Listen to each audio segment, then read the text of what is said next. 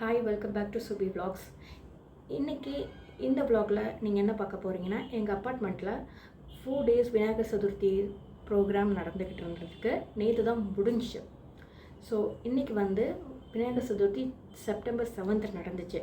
அந்த 7th என்னென்ன ஃபங்க்ஷன்ஸில் நாங்கள் அப்பார்ட்மெண்ட்டில் என்ன பண்ணோம், என்னென்ன பண்ணாங்க, பூஜை என்னென்ன பண்ணாங்கன்னு இந்த வீடியோவில் உங்களுக்கு நான் அப்லோட் பண்ண போகிறேன். எப்பயும் நான் குக்கிங் vlogsஸாக போடுவேன். ஒரு சேஞ்சுக்காக நான் அதை அப்லோட் பண்ணுறேன். வாங்க வீடியோவை கண்டினியூவாக பாருங்கள்.